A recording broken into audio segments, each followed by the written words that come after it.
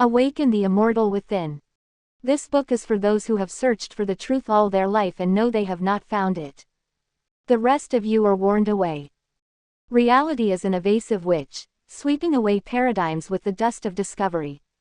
When a mortal approaches the hallowed realm of what's real, her substance becomes shadow, and immortal just the process of discovery exceeding our ability to fully process what it discovered. Things are rarely as they appear. Because we think, we believe that we are alive, though some distant inner voice whispers secrets. It is the dead who gather to mourn the living. A funeral attracts a congregation of the lost. Or an ancient doctrine: when angels die they become mortal souls.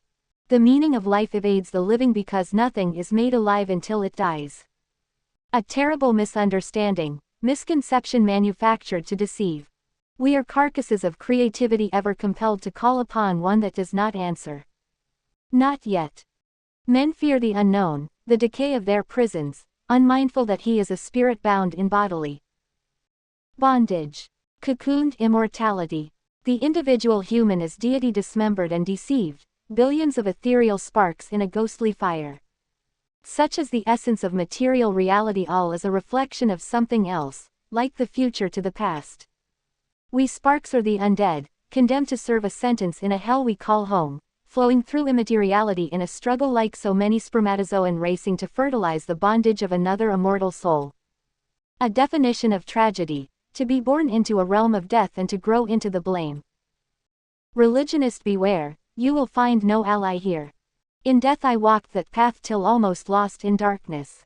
The deep has no greater voice than those who claim to come from God. It was from this abyss I came, starving, that I finally found a truth. Raised a staunch religionist, washed in blood that never flowed from a God who never walked, I was reborn, a spirit-filled unbeliever, crucified in criticism to observe clearly the stage and all that's hidden behind it. Woe unto the scribes. Line upon line, inventiveness masked as inspiration, words dropped by the whims of copyists as others were added, the Far East robbed of its parables as the West lost its stage plays. The Christian story: a cosmopolitan drama, sculpture of Greek Platonism, Stoic austerity, Alexandrian learning, Ionian mysteries and Egyptian wisdom, Old Israelite eschatology altered into Jewish forgeries. A statuesque gnosis is this pillared story of the gospel. A soup made of all the best ingredients. In my search for the Savior I mistook my feelings for his fidelity. Seeking a cause I found a curse. In stepping off the carefully prepared path I saw its destination clearly: to pierce the veil and fall into a pit. My religion a lie of Maya, I despaired and found no comfort.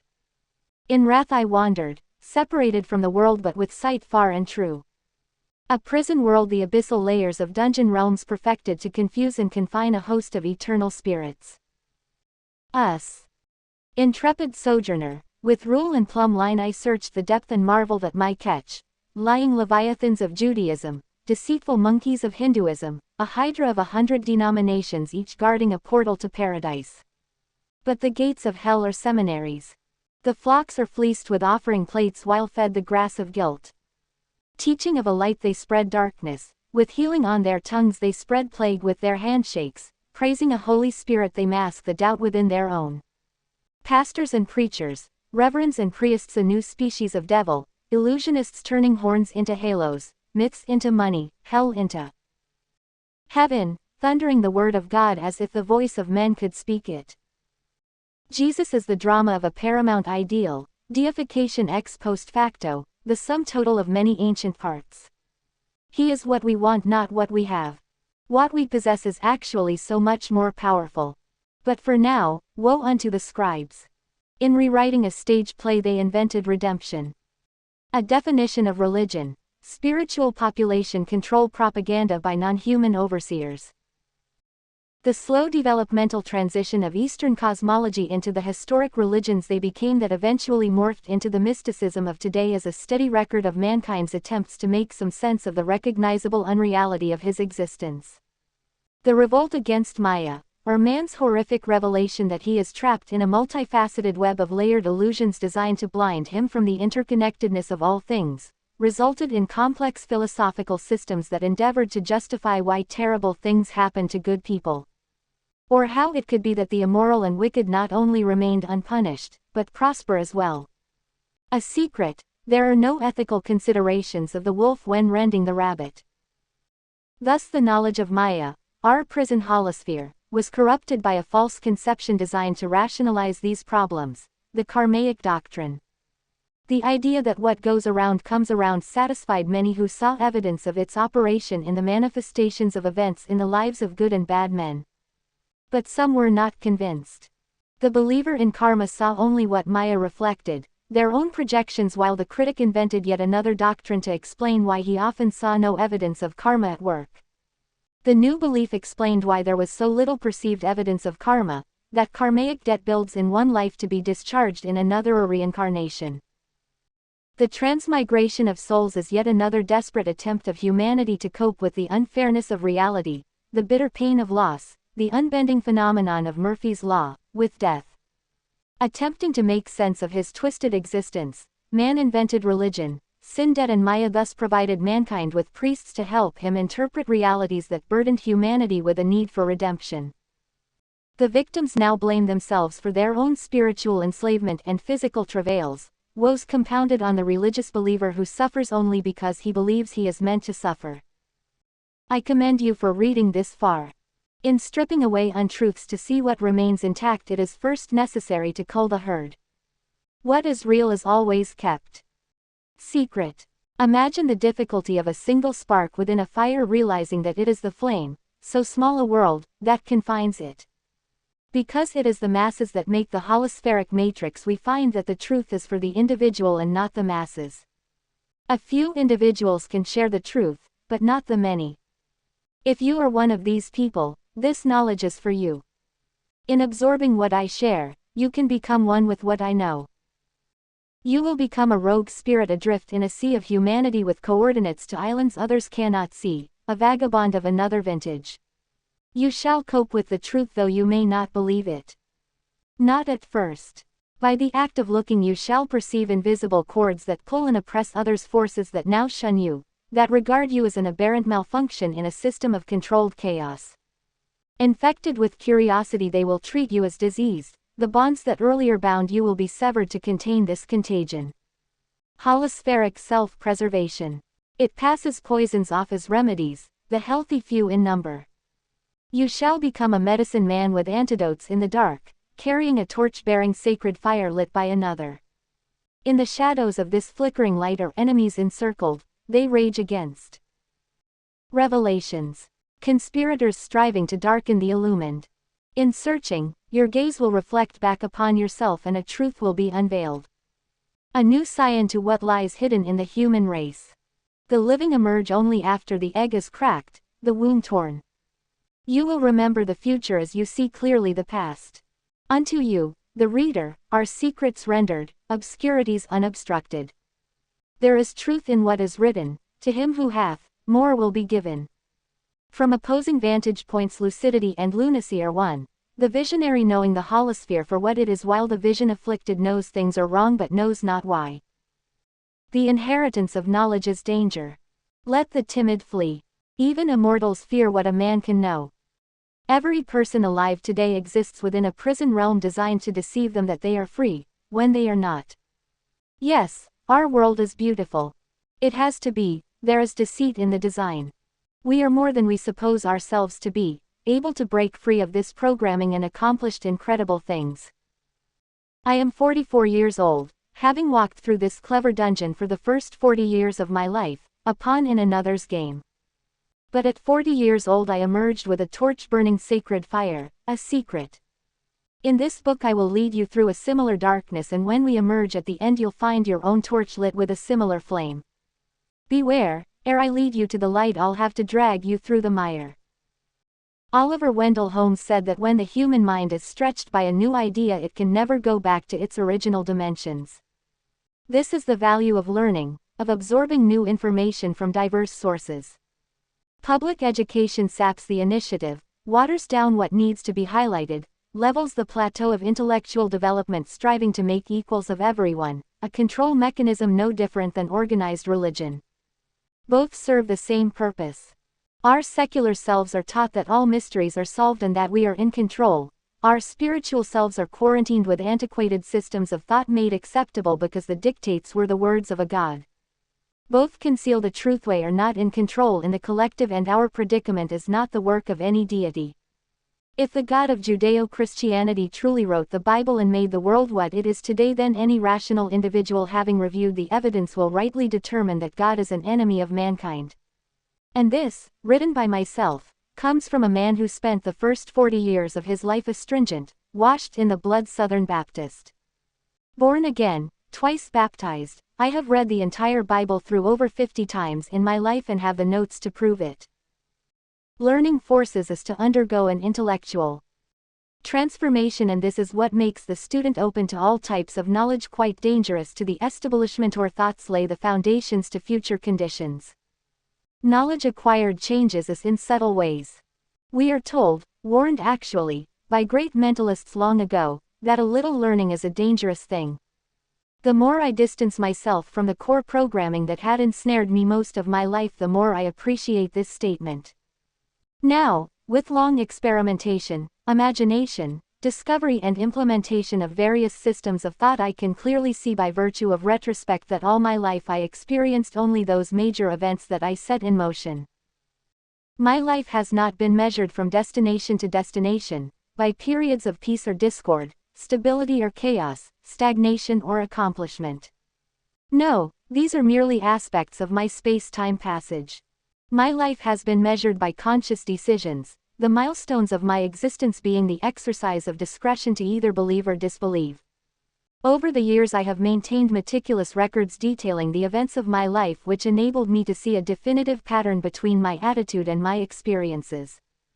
It is axiomatic that one's attitude is but a personality's outward manifestation of the condition of the mind. This being so, and demonstrated many times in my life, then I must conclude that I have never suffered anything other than what I expected to endure, my expectations a projection mentally reflected back to me as circumstances. The New Thought movement, or positive thought movement, based on the law of attraction and theory that a positive mind produces positive experiences, has worked for many individuals. But equally it has also been ineffective for others. There is a reason for this that I will reveal to you, a flaw in the formula that will be rectified herein. I have never really been surprised by anything that I have experienced, be it positive or negative. With the conditions of my life derived from my own psyche, I am left with no one to blame but myself. As a deist, a student of the Gnosis, I hold that God is a part of our reality. But as an anti-religionist, I accept that he is still unknown to us. The creature and creator are one, and the interface between them is mental. We pray and never receive because the architecture of our fourth-dimensional existence mandates that men do not receive what they want, but what they are. Edgar Cayce said that what a man thinks continually, he becomes. A lot about Cayce I dislike, but we agree on that one. But here's some quotes from men I have great affinity toward. James Allen wrote, "Let a man radically alter his thoughts, and he will be astonished at the rapid transformation it will effect in the material conditions of his life." Men imagine that thought can be kept secret, but it cannot. It rapidly crystallizes into habit, and habit solidifies into. René Descartes wrote, "I am more than I suppose myself to be, and perhaps all those perfections which I attribute to God are in some way potentially in me." Thomas Troward in 1909 wrote, "Do not expect God to do for us what he can only do through us." Ernest Holmes in 1919 wrote, "Expectation is a force, expect the best to happen." One who has learned to trust will not be surprised even when he finds things coming from the most unexpected sources. When one dissolves Christianity of its dressings, this teaching, this ideology of faith is clearly found, that our physical reality is a mere reflection of inner ideas and convictions. Even Jesus in the gospel narratives never healed anyone. Heed what Jesus said when others were healed who had come to him. "According to your faith be it unto you. Thy faith hath made thee whole. Receive thy sight, thy faith hath saved thee. Be not afraid, only believe." I know who I am and understand my place as I journey through this little corner of existence. As author of it is important to me that you know I am no holier than thou type, no pompous moron stuck up with learning. I'm a good old boy who just happens to have a strange gift for memorizing things that interest me. At 40 years old I was awakened. The veil torn away, I was made to see with clarity that everything I had studied for years had a focus, a direction. That the religious programming that had had me stuck over and over was a spiritual poison camouflaged as freedom. Absolute genius. To mask a dungeon with illusory trappings and then blame its inmates for its existence. I am comfortable with who I am, an admixture of good and evil, a divided soul ever analyzing its other half, suspended between the holy and profane. A moralist, yes, but I still retain a capacity for wickedness. It is this ever-influencing of opposite attractions that builds character, our personas molded by our constant decisions.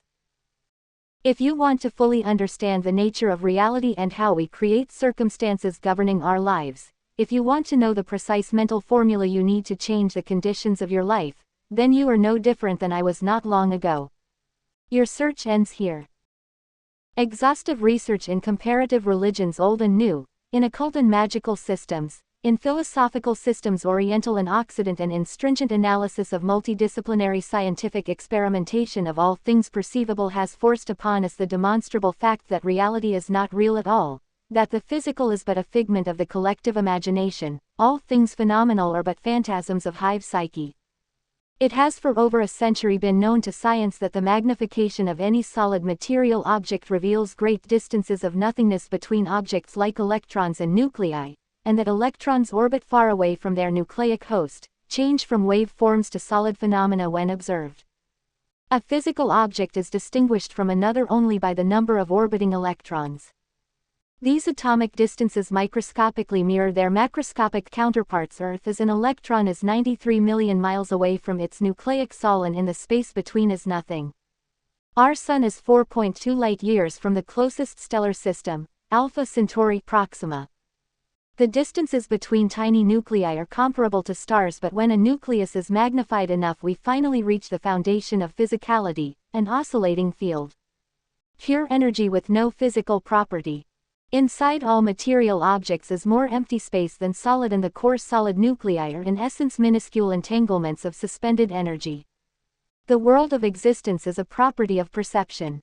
To believe we are physical beings in a material medium is tantamount to describing a breeze passing through fog. From of old there are whispers. Hidden teachings born from east to west, a secret ever known to but a few. The world is a complex construct, a prison of physicality designed to confine souls in an aura of sense perception so perfectly fashioned as to deceive the imprisoned spirit. A dungeon realm of the demiurge is this holosphere. Immortal beings in quarantine by an enemy in a prison of unknown origin designed to make its captives believe that they are a part of the creation when they have actually been cut off. Held in place by a powerful, diabolical mind. Its victims immortal, they cannot be killed. So this demiurge, the god of this world of sense perception of his own design, invented a way to deceive eternal beings that they were mortal, that in living they now had to fear death. This entity is not omnipotent. It is not a creator, but a manipulator. A human soul awakens, perceives the holospheric illusions for what they are, and then creates his own interference patterns, freed from the confines of ignorance. Thus the man is no longer a marionette. This sinister mind, the enemy, has no more power over the freed individual, who then writes their own destiny. Immersed in this thought medium the living souls are asleep. But one who awakens knows the holosphere for what it is, a mirror. This spirit projects his will, modifies the medium to conform to his wants, changes reality. He is a creator whom the destroyer no longer deceives. We think in terms of gender and genera, polarizing everything passing through our sense range. The acute mind knows that discoveries are not made by seeking similarities. We are prone to draw conclusions from the recognition of correlates. In this way we search the surface of phenomena without seeing its depth. To truly learn about a thing is to identify its distinctions, isolate disparities and see why it is dissimilar. Unfortunately, both methods of analysis merely reinforce the holospheric matrix that deceives us into believing in distinctions between things and concepts that really don't exist. Anything we accept as true in essence becomes a trap, a model of confinement. One who looks at the world from inside his model can only interpret data through this sphere of belief. Objectivity is impossible from within a believed worldview. The observer is trapped in subjective analysis though he believes he is objective. A man inside a bubble thinks his vision is clear though he must view things through this film, a watery lens that reflects back some light but distorts reflections due to its spheric curvature. The man is oblivious of his prison. The outside world only partially influences him because the bubble reflects away data and phenomena he would have ordinarily perceived from a different vantage point. The reality matrix is sufficiently complex enough to induce us to believe in it. The demon chaser finds demons, the dowser discovers water, the religionist sees reasons everywhere that give proof to his faith as the witch who knows she miscast her spell then suffers for it. The astronomer ever discovers more distant galaxies to replace prior universal boundaries first known only in theory, and the UFO researcher finds proof of extraterrestrials in testimonies, in video, on film, in ancient art, texts and even in biblical imagery. Both the heliocentricist and the flat earther can provide evidence that our world is a globe hurtling through space or a flat plane covered by a dome, neither aware that they are both as equally right and they are wrong. Immersed within this holofield, this deceptive medium with continually reflect back as evidence those projections sent into it. Wherever there are people to believe in something, the holosphere will provide evidence of its existence. Seek and ye shall find is a trap. Philosophies, faiths, conclusions of science all supported by evidence, proofs and conviction but all in opposition to one another. Reality is then a misnomer, disguised as duality. Existence is a confluence of realities in myriads of superimposed minds, a multiplicity of surveyors observing architecture of their own collective construction. Only in a hologram can contrary realities coexist without contact. Remember this hint.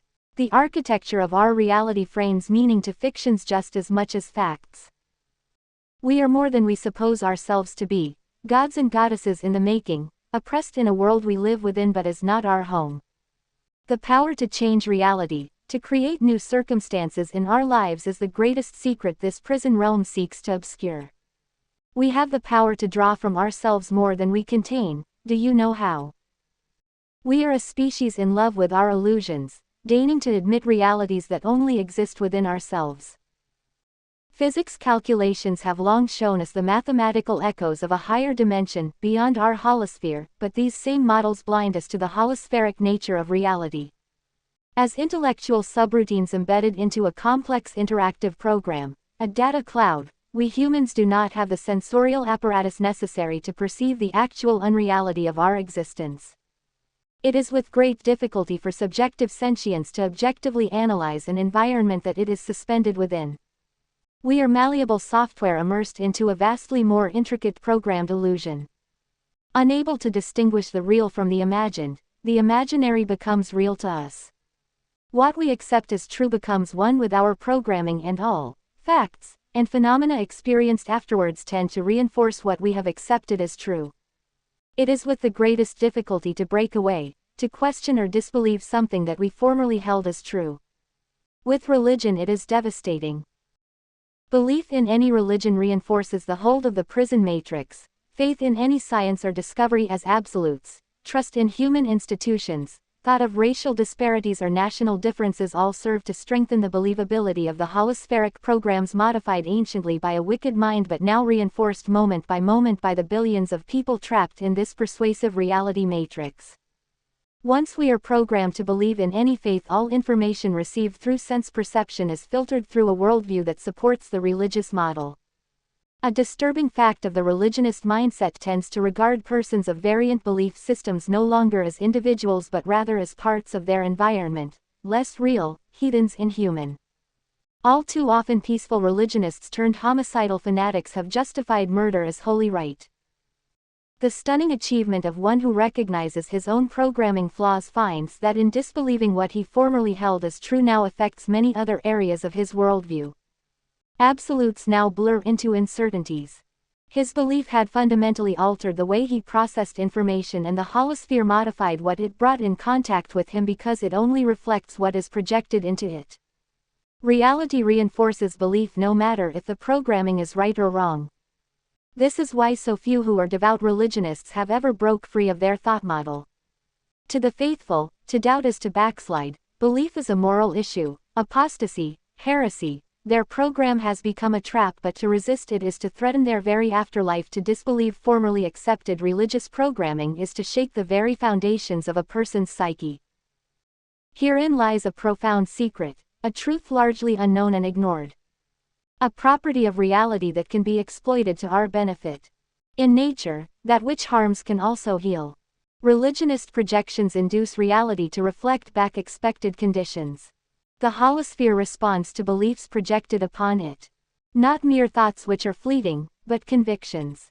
Convictions affect behavior, habits, conduct and speech, which form probability molds that echo through space-time to reflect back as circumstances. Thoughts of themselves are insufficient. Changing what is to what one wants to be requires belief. It has been said that a belief is not merely an idea the mind possesses, but an idea that possesses the mind. We always think, we are mental creatures. This common denominator is what unifies the religionist to the magi. Both have their unique beliefs and both see the results of their faith operative in reality. The same confinement programming used to direct and control our trajectory through the holosphere can be employed to our advantage and with astonishing results. Acceptance of a belief system by an individual frames the holosphere into circumstances conforming to expected norms. But for every new thing learned, the acceptance of a new vantage point, all previously known frames of reference shift to align with the new data. Not only does the acceptance of something alter one's reality, but the changing also affects the individual. There is an interface between perceiver and perceived. An exchange of information. An element of sentience pervades reality. We exist as both pawn and player. The bonds that deceive us are our bounty as well. In a world full of victims, the victor is rare. Most people live their lives in a reactive mindset, recognizing conditions, conforming to obvious probabilities and totally experiencing an existence of effects all stimulated by external causes. In the holospheric probability cloud we are ghosts immersed in a fog, the substance of possibilities just as real as the cloud that contains us. Flowing with a current, the fish suddenly turns out of the stream, changes direction, and water, the world of the fish, is moved. But people are conditioned to follow, to obey programming dictates, conform. Few come to the awareness of the power of human actions to create conditions because of the holosphere's perpetuity programming. Our everyday mundane reality has a way of perpetuating its routine continuity. When the abnormal is not expected, the normal continues. The cycle is powerful because the victim perceiver of the world observes no change in present circumstances, so accepts reality as it is, and thus continues it. Accepting present conditions as they are, he receives these same present conditions in his future. This is bondage. Existing is not the same as living. To be free of undesirable circumstances, one must imagine life without them.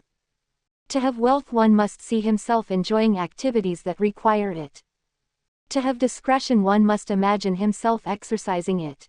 Fortune favors the bold because to be bold is to know one possesses strength for what is necessary. The bold change their environment because they are not bound by circumstance. To be bold, one must have vision, and this inner mental picture is then projected onto the screen of the holosphere to become reality reflected back as the conditions and circumstances of one's life. Though the meek may inherit the earth, it is always the bold who rule it. Accept this singular tenet and your world will change. You will become a concentration of vast creative potential, an auric field saturated with all of the knowledge and power acquired in life ready to be drawn upon at will, a vortex that pulls people and favored circumstances to you through the illusionary barriers of time-space. Nothing can be beyond the reach of your will. No boundaries exist because all is connected. Your power will be magnified in patience and trust, knowing that events, circumstances and things are instantly moved by your thoughts, aligning toward you by repetitive thinking in the positive, drawn more and more into your life through daily streams of thought and expectation. As your daily behavior reflects these thoughts, what you want begins manifesting in your life. The holospheric oversoul will both obey the master or afflict the slave. The master has all he wants and builds his own life. the slave remains adrift in a chaotic sea of thought constructs belonging to others. By observation and sense perception we interact with the holospheric environment, and it is strengthened around us by our awareness. Indeed, our own biology is a part of the bonds that confine us. As a mental construct, the holosphere is influenced mentally by the individuals within it. We write our own code, all too often prejudiced by circumstance. But in living out our own program, authors of our own fate, none can blame God. The problem we must address is our own reaction to external stimuli, a surrounding world saturated with negativity. We rage, bitter and resentful, observing our environs and recognizing that things are out of order, that the undeserving are promoted, the worthy unrewarded, innocents are condemned and the mighty are subdued. Those with acuity are cursed while halfwits are happiest. In constant contact with reality's inequities, a conditioning molds us into accepting the world as an environment where this is the norm, the expected. This is the greatest aspect of the holospheric law of attraction operable in our everyday lives, the law of reflection in its most potent form. Recognition of its operation will be necessary to the complete reversal of the negative circumstances of one's life. Every time we are angry, sad, unhappy, discontent, impatient or destitute over a condition in our life, we are reinforcing its continuance. The present mental output molds present conditions onto the architecture of the future. We are so powerful and too blind to see that we walk roads of our own construction. Remember always, we receive not what we want but what we are, a truth misunderstood by the religionists who break themselves on the rack of prayer. By being patient, content, hopeful, aware that our wants are possible, we strongly attract those conditions. By keeping a firm mental picture of what you want to experience, your positive attitude will begin altering the circumstances of your life, the holosphere shifting reality to align with your thought and emotions. Negative expectations produce negative results. This phenomenon is observed all the time. Such a law must have its counterpart: positive expectations produce positive results. The notion that our fears are reflected back upon us is merely an example of the law of reality at work, not a law in and of itself. Fears weigh heavily on the mind, penetrating the very fabric of our personality. Fears occupy our mental life with a steady stream of thought, amplified by biological reactions of anxiety. The reality matrix we are immersed in is not our enemy, it is our own programming. We are conditioned to doubt, fear, disbelieve, and 99% of humanity are enslaved in an intricate sphere of overlapping reflections that harmonize to reinforce what is doubted, feared, or believed. What is true of fear and anxiety is equally true of a positive mind. A calm, excited expectation draws mental desires into physical experience, just as terrible things are attracted to the one who fears them. We are the law, an insignificant piece of vast potential, a creative spark able to illuminate its own path, because where there exists even a tiny amount of creative force, we are assured that we are always immersed in an infinite medium of transformative power so plastic that it is mentally moved. So in changing your attitude you change your world. You will know when your frequency has changed. After a spell of suppressing negativity in your thinking, things will occur that should upset you, but do not. You are no longer in resonance with the negative, and very quickly your positive attitude then causes positive things to manifest out of negative situations. The power of the mind to manipulate reality, to induce change, has been noted in various ways by many famous and lesser-known people. It is important to know what others have said on this topic. Greater than emotion unveils in the soul of man the development of powers so deeply hidden that by the majority of men their very existence is denied. P. D. Ouspensky. Greater than the man who can sincerely thank God for the things which as yet he owns only in imagination, has the real faith. Wallace D. Wattles, 1910. Greater than expect the best to happen, one who has learned to trust will not be surprised even when he finds things coming from the most unexpected sources. Ernest Holmes, 1919. Greater than dream lofty dreams, and as you dream, so shall you become.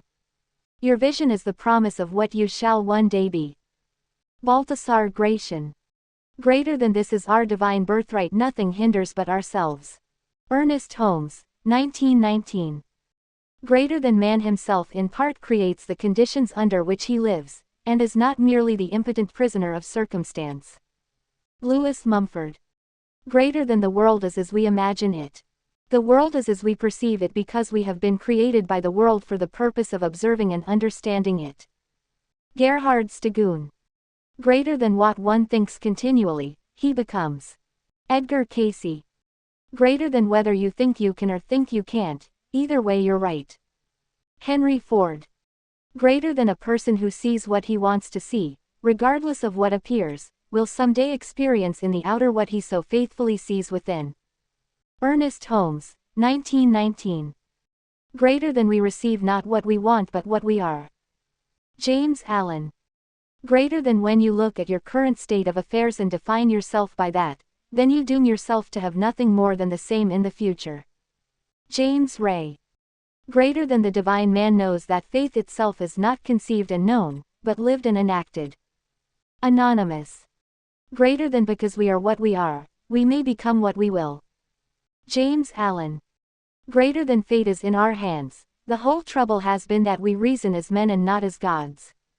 Ernest Holmes, 1919. Greater than a change of worldview can change the world viewed. Joseph Chilton Pearce. Greater than the man who does not believe in miracles makes it certain that he will never partake in one. William Blake. Greater than men are anxious to improve their circumstances, but are unwilling to improve themselves, they therefore remain bound. James Allen. Greater than one cannot solve a problem with the same kind of thinking that gave rise to the problem. Irvin Laszlo. Greater than the answer to prayer is not according to your faith while you are talking, but according to your faith while you are working. Wallace D. Wattles, 1910. Greater than if the end is already secured, then it follows that all the steps leading to it are secured also. Thomas Troward. Greater than no one is powerless, ordinary or insignificant. To claim so is to claim that divine infinity is all of those things. If we change our imagination of ourselves we can live as the incarnate ocean and not as the disconnected droplet, as infinity and not only as far as the eyes can see. David Icke. Greater than it is shameful to be alive and not live. Victor Hugo.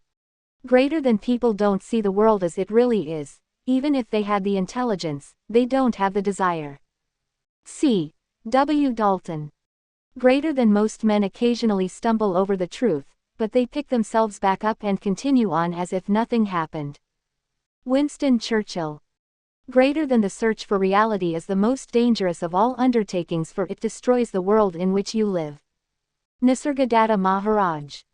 Greater than reality remains unknowable to us while we cling to our illusions. Helen D. Vandman.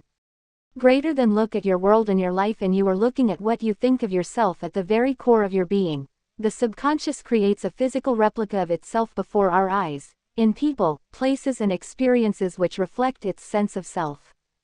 At any moment in any day, we are casting around us a magnetic image of what we think of ourselves. It is this which creates our reality by magnetically attracting to us experiences which correspond with that pattern. David Icke. Greater than reality is veiled, we are prisoners of an inner world, of a machine that produces a virtual reality. So it ends that the senses or only means of contact with the external world, keep us separated from it through representations that are not real. Massimo Citro. Greater than all the major thinkers have rightly perceived that bodies are illusions, representations of something else, and what we call existence is rather like a dream. But this secret has been hidden, transmitted only to those able to accept the terrible truth that we live in a fiction. Massimo Citro. Greater than if anybody's a wizard, everybody is, to some degree, a wizard. Charles Fort, 1932. Greater than what the mind has created only the mind can undo. Buddha. Greater than the truth is to know that everything is an illusion. Professor John Woo. Greater than where the cause is, there is the remedy. James Allen. Greater than people who live in fear of disease are the people who get it. James Allen. Greater than thoughts are things, and each thing creates its kind. Ella Wheeler Wilcox. Greater than faith or fear, where one is found, the other cannot exist. Napoleon Hill. Greater than the victim mentality creates the victim reality. David Icke. Greater than I receive that God and I are one. I am then an immovable cause that moves all things. Meister Eckhart, 13th cent. Dominican. Greater than if you think there is opposition, then opposition will appear. Anonymous. An above-listed quote of the erudite Charles Fort on wizards provides us a totally unique vantage point by which to reanalyze this data. The believer in a faith attributes the answering of prayer to their deity, or, as I presume, the infinite oversoul merely reflects back in the physical what we project mentally. That material reality is actually an illusion of physicality I term the holosphere seems to be the idea behind ancient and more contemporary magical systems. What separates the magus from the breadth of humanity is the knowledge of a single secret, awareness of the existence of the ether, an invisible essence permeating all things in space and time, even spanning beyond the past and after the future. As the absolute, the ether is an infinitely impressionable medium, a mirror reflecting what is known and believed, a purely impersonal force amenable to suggestion that instantly begins modifying reality to conform to expectations projected into it. The magus knows that the absolute is the source of all we want, therefore, in knowing this, the absolute becomes the source of all we want because this etheric reality is actually a magical construction so baffling to scientists they mask it under the descriptions of quantum camouflage. There have always been magi, seers and oracles of old, prophets and sages separated from the sea of humanity by their acute intuition that the unseen is clearly evident in those things we can see. The learned magus knows. Greater than present reality does not actually exist, it as a shadow of something else that is real. Greater than nothing is absolutely true and everything is permitted. Greater than good and evil are irrelevant, neither can be an absolute. Greater than living is the purpose of life. Greater than belief is a tool for achieving effects. Greater than we are the law and life's conditions are effects. Greater than in the ether there is no distance between we and what we desire. Greater than reality reflects the personality impressed upon it. If this personality is a wizard, then wizardry will result. Greater than we are more than we suppose ourselves to be. Greater than we are more than anything that can happen to us. Greater than in creating new conditions, the magus is in no way limited by precedent. Greater than the positive mind produces power just as the negative one negates it. Greater than all potential lies in our insignificance. Greater than the best way to predict the future is to invent it. Alan Kay. The magi knows what the religionist does not, that awareness of power creates power. Also, greater than to be free of unwanted circumstances, one must imagine life without them. Greater than reality reflects what we are, not what we deceive ourselves to be.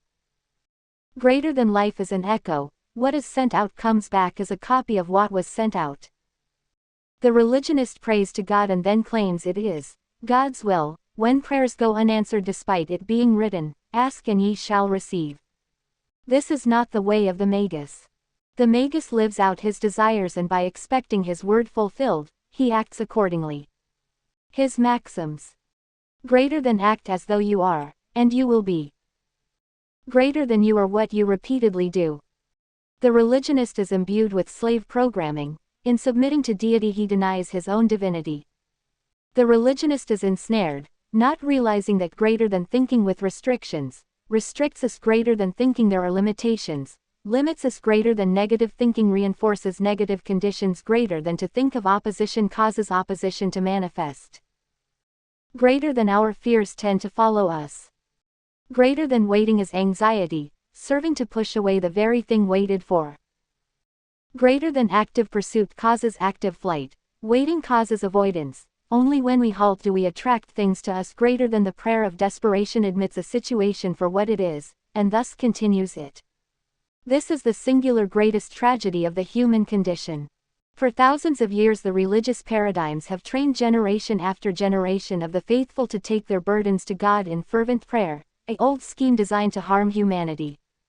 These billions of people have inadvertently strengthened the negative influences by admitting they existed and that they had no power to alter them. The delusional religionists are trapped in a perpetual cycle of self-destruction. If prayers admitting one's powerlessness truly worked, then the world would be a very different place than it is today. Cancer, crime, hunger, natural disasters, disease, poverty. These continue unabated into the 21st century because the many through belief continue their empowerment. But this was not written for them. This was written for those who dare to choose their own reality tunnel, to forge their own path through holospheric reality. You do not have to conform. This is not a world of absolutes. You are not a wolf just because you refuse to be a sheep. Let the lemmings run while you stop to get your bearings. Let them fill the sea while you stand on firm ground, seeing your terrain more clearly. Prayer is the method of the religionist. The condition of our present world proves that the religionist version of prayer does not work. The knower of the truth wastes no time pondering over outcomes, knowing that by seeking to do more is an admission that one has not done enough. He understands clearly that greater than to seek more learning can be an impediment to knowing. Greater than one who knows the truth seeks no more. Greater than a matter that becomes clear, ceases to concern us. Friedrich Nietzsche. Greater than the knower is united with the known. Greater than letting go of what we want is the only way to get it. Greater than where the oversoul guides, it provides. Greater than we are entitled in life to whatever we have the audacity to claim. The shamanism of the simple is little different than the faith of the believer and the sorceries of the magi. The pompous scientist regards these arrogantly as beneath his intellectual dignity. But are they an oversoul, Gaia, Maya, the Absolute, the Ether, the All-Father, cosmic consciousness, the holosphere? So many nicely packaged theories, misnomers, we fail to truly see things objectively, so we invent an explanation. All are wrong in the collective but absolutely correct in the particular. Interesting how holograms work, that a slight adjustment of one's vantage point suddenly unveils realms of other actualities. Whether men know it or not, their actions, reinforced by thought, cast waveforms of information on trajectories into the future. Everyday men are immersed in a deceitful medium bent on forging fantasy into reality. The blind live subjectively under the conditions caused by others. The knowing observer builds the world through want and imagination, for the holosphere best propagates truths through lies, absorbing fictions to reflect them into physical reality as facts. The majority spend their lives inside the mirrored maze, the few move beyond its confines through different corridors. A knowledge of these unseen paths affords one the ability to not only predict an outcome, but also cause a future event. The future on a personal level is not fixed, however, quantum pathways of information relative to past events are fixed. These are potentia, the possible paths your life can take. There are multiple electron streams in a storm, but at a single instance of time lightning manifests through only one or two of these paths. All potentia existed for many directions but vanished once lightning, nature, chose a conduit that bridged the non-existent, fiction, to existence, fact. The principal message of quantum mechanics according to physicist Henry Stapp is that the world is not determined by initial conditions. Once and for all, every event of measurement is potentially creative and may open new possibilities. Quantum non-locality, the existence of a thing suspended outside of time-space, reveals that the fundamental process of nature lies outside space-time but generates events that can be located in space-time.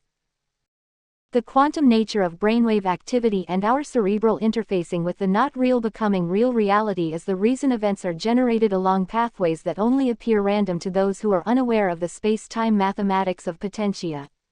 The problem for scientists is that they are observing and trying to describe effects due to something which they refuse to believe can exist, magical structure of reality. The problem for magicians is that they refuse to believe that the effects they create or observe are due to something for which equations could be written. For this wisdom we owe Liber Chaos, page 40. Every scientific explanation of reality is at its core a belief, an intellectual theology. Just as there are multitudes of variant and some opposing denominations of Christianity, so too are there violently in opposition schools of scientific thought. Scientists in opposing disciplines all consider themselves scientists who believe they know the truth in their respective fields. However, the truths of opposing fields are also true to those scientists who have observed, studied, discovered and documented them. We live in an infinite medium that generates proofs for anything held to be true. The etheric medium encourages events similar in nature to follow certain paths, potentia. By intent and desire with an awareness of what we are doing, we can easily influence events before nature has made up her mind. Paths of potentia are time-space gates influenced by the mental to the material. Knowing this operation affords one great power in selecting the most favored timing or outcome. One person making up their minds can do it. Two or more people acting in concert can achieve astonishing results. We as thinking, emotional beings exercising intent with expectation can 1. Modify, alter future activity of systems, individuals. 2. Create new circumstances, conditions where none existed before. Casting thought projections well in advance allows a greater chance of influencing favored potentia. Further, creativity and imagination possess powers of their own. Creativity builds reality while acceptance merely continues it. Universal holospheric reflection is shown in that greater than our existence maintains the magical property of confirming most of the interpretations placed upon it. Liber Chaos, page 191. Greater than it has an obliging nature, reflexive, providing proof for any cosmological scheme, scientific or mystical, foisted upon it man and sudden, giants of Gaia. Greater than theories tend to attract their own proof. The Secrets of the Stones, page 18. Greater than it has the property of tending to provide evidence for, and confirmation of, whatever paradigm one chooses to believe in. Liber Chaos, page 56. Our holospheric medium is stimulated into activity by the beliefs of those confined within it, a morphic field that continually generates the real out of the imagined. The architecture of reality is so plastic in receptivity that it will always produce effects in proportion to the waveforms of our cerebral transmitters. The secret is so simple: act as if you are, and you will be. I have made a long study of the events of my life and the world around me, allowing me to make these inescapable conclusions. My experiences conform to my picture of reality, my beliefs. The outcome of my endeavors correlate with my expectation. Therefore, greater than my assumptions of truth, become the truth. Greater than manifesting what I believe is the function of the universe. Greater than the world has no power over me, it merely reflects what I choose to see, confirming my beliefs about myself, which obey no laws, nor are they confined by them. Greater than at all times I am casting out a magnetic image of what I think of myself, attracting to me experiences that correspond with that image. My self-perception creates circumstances that confirm my image of myself. The world responds to me in the precise proportion of how I perceive myself. Because we live in a fiction, products of my imagination, also fictions, create my own reality. My perceptions of natural phenomena and laws of physics are creations of our collective minds that I have accepted, but I am not bound by them, for I exist mentally in a dimension beyond the material. Therefore, greater than I conjure events into existence by my desire to experience them. Greater than I encourage events to move in a certain direction. Greater than I alter one reality to create another to make things happen that would not ordinarily occur. Greater than I draw people, events and conditions from unexpected sources. Greater than I originate new conditions out of nothing. Greater than I set things in motion that do not diminish over time. Greater than I live out the fiction to create the fact. Greater than I change the physical world through practiced intention. Because 100% of the future is constructed of a union of the real and the imagined, I dream my life into existence free to create any reality I prefer. Therefore, greater than my creativity possesses powers of its own. Greater than my thoughts collapse possibilities into realities. Greater than morphing from one self to another, switching reality tunnels, I instantly induce reality to change with each self I assume. I bring about an alternate universe. Greater than existing in a state of non-union, I exercise power over my environment. Greater than independent of existence, I am able to employ any magical technology I will, my own entirely subjective, complete and closed system. Greater than my own self-created subjective reality is a byproduct of my imagination, both entertaining and profiting me. Greater than I deliberately act beforehand to create virtual influences, imaginings that then modify reality. Everything to me is possible and real because it is all moored to an illusion, the HOLOSPHERE. I am moored to a living, etheric field, not the perceived reality tunnels. Because I am a spark amidst an infinite sea of possibility. Greater than my experiences are due to the reality tunnels I choose to view the world through. Greater than I create experiences by inventing new reality tunnels. Greater than I imagine the things I desire to build in formed fields that imprint the ether, drawing them into my physical existence. Due to these realizations, I conclude with this summary. Greater than products of my imagination are not limited by precedent. Greater than in the ether, everything I want already exists. Greater than knowing there is no opposition, opposition cannot appear. Greater than nothing hinders but myself. Greater than my thoughts of power produce power. Greater than by acts of imagination I draw from myself more than I contain. Greater than my faith is not conceived and known, but lived and enacted.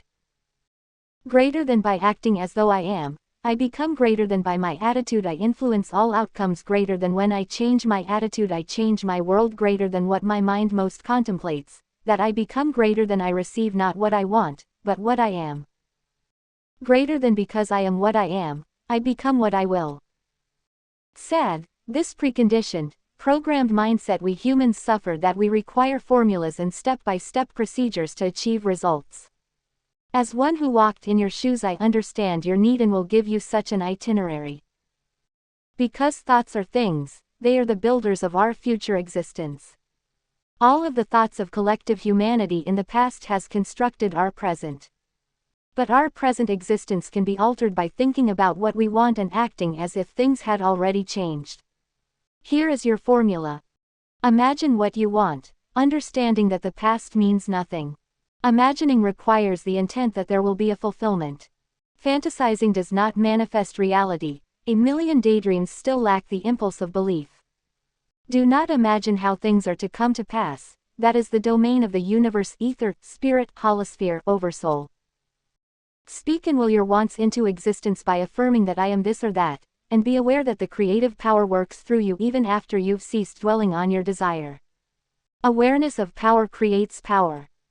Know that it is done by realizing that what is wanted exists now. When we accept something as real, it becomes real to us. The universe is a mirror of space and time, creating every day what is known, reflecting back into the present world what was projected into it.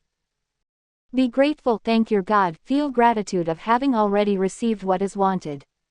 When you can genuinely be thankful for things you have yet to possess, you demonstrate pure faith, and will receive whatever it is you want. Let go of your desire by calmly trusting that it will come to pass.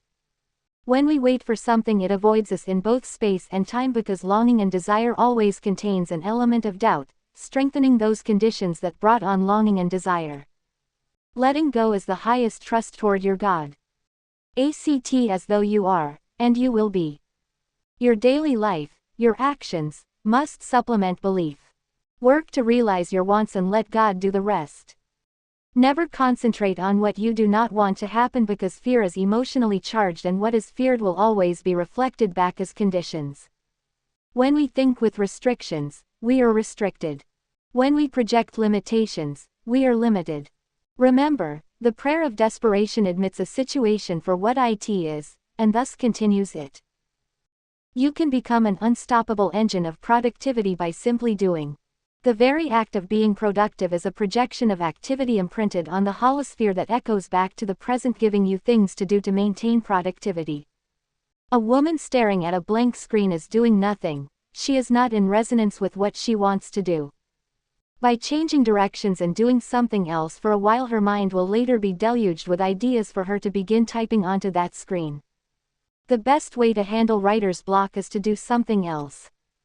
Let go. Stasis only produces stasis. The only qualifications I needed to write this material was the pattern of my life. The greatest leaps are made by those who strip away the gloss to see themselves as they really are. Only one who truly knows who they are can know others better than they know themselves. I know me, and have little difficulty describing me to you. Greater than I am knowledgeable, and yet, I cannot fathom how little I know. Greater than I am evil, and yet, being evil I am compassionate, with morals. Greater than I am good, and yet, being good I enjoy also my wickedness.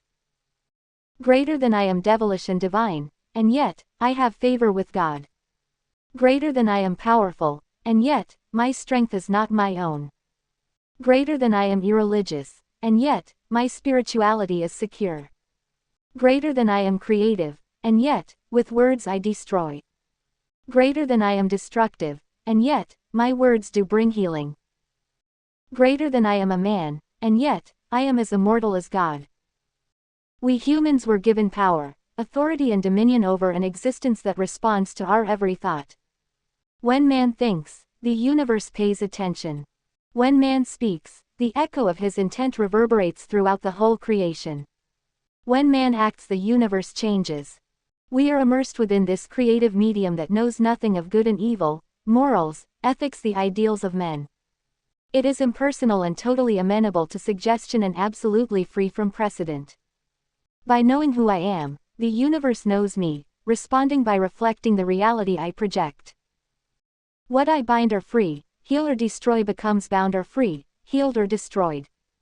Our power over men and conditions is due to awareness of this liberty, and the immediate responsiveness of material reality to our thoughts, words and actions is why those who know are masters amidst this sea of slaves who know not who they are.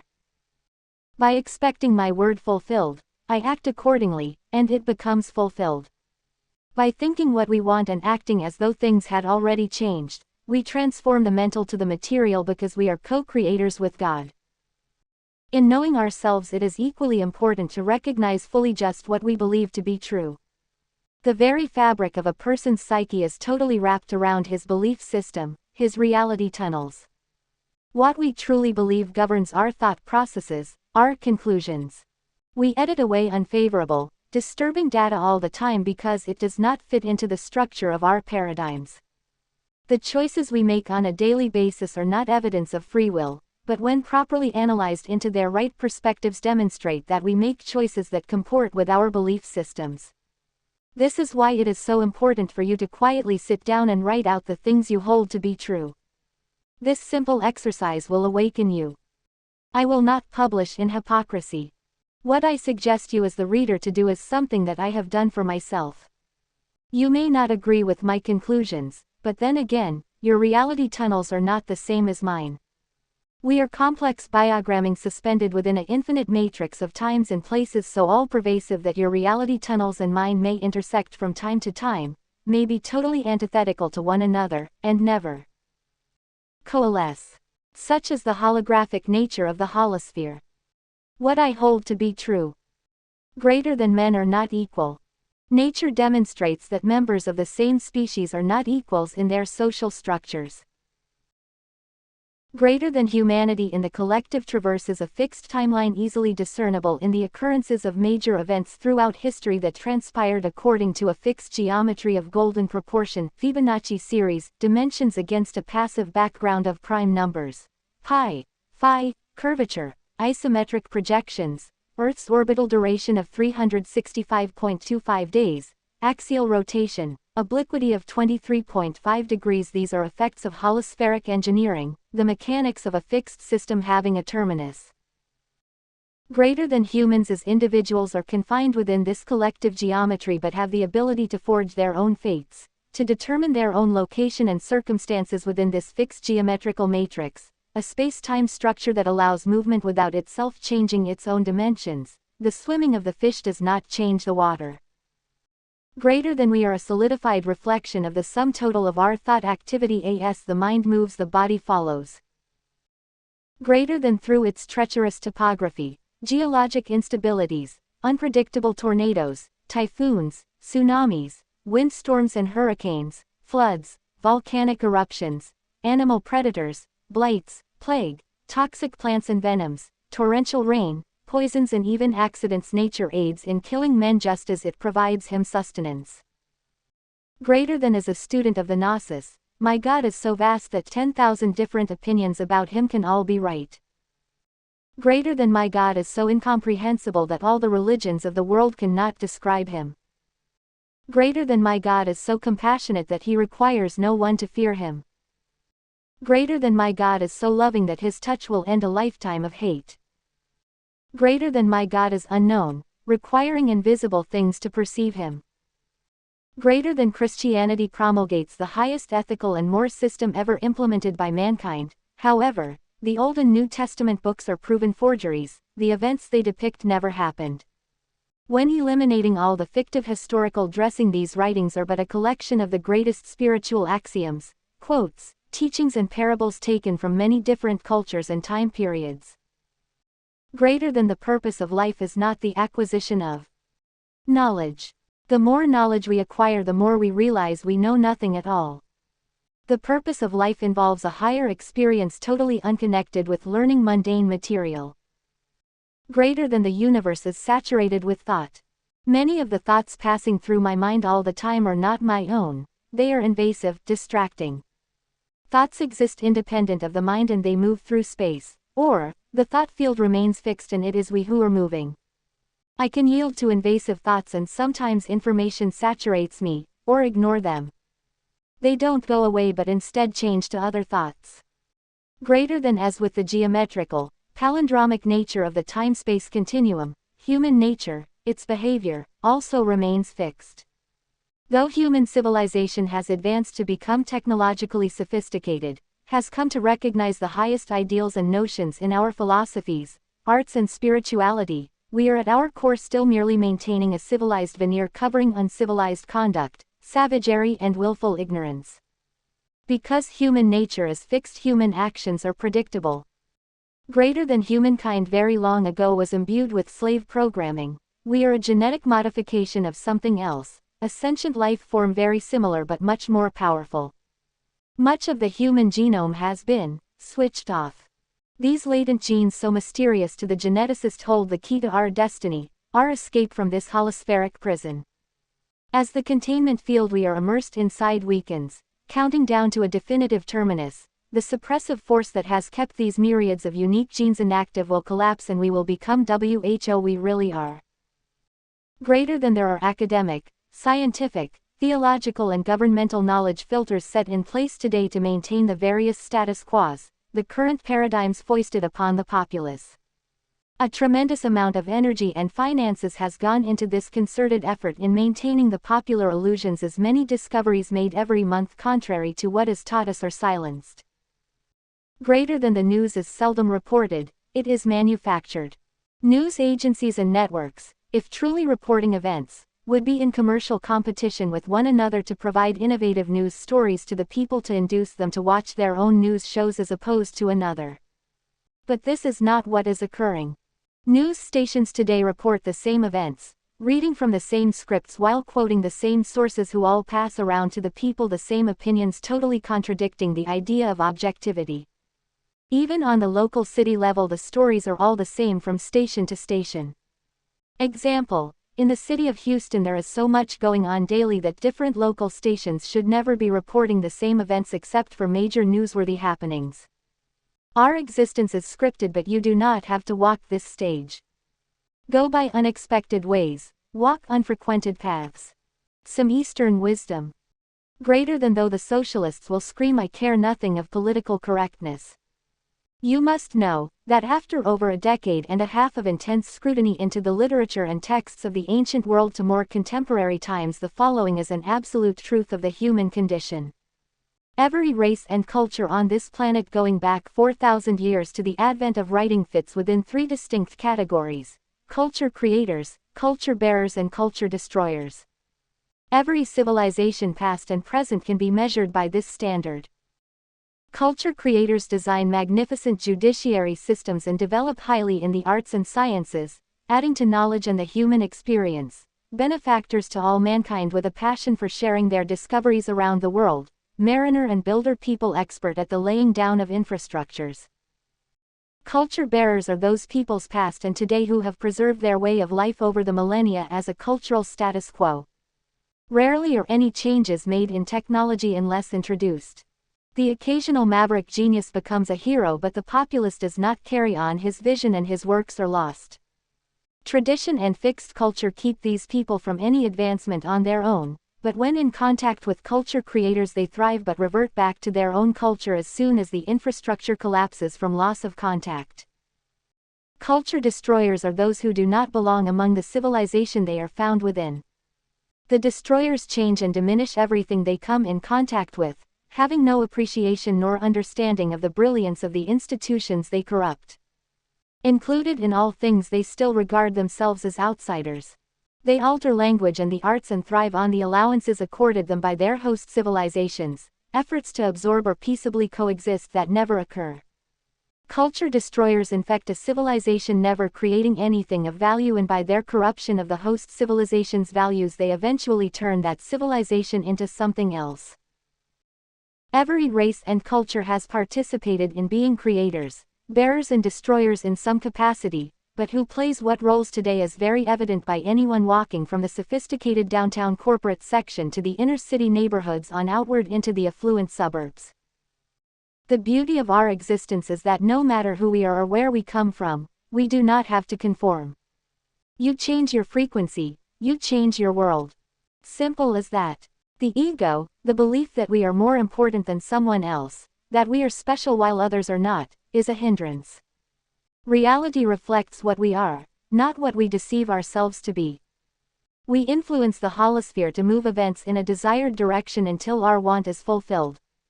Whether we are 7 billion souls living on a thin skin of a sphere or trapped beneath an illusory heavens on a flat earth, we are afforded great mobility not by any singular importance. All potential lies in our insignificance.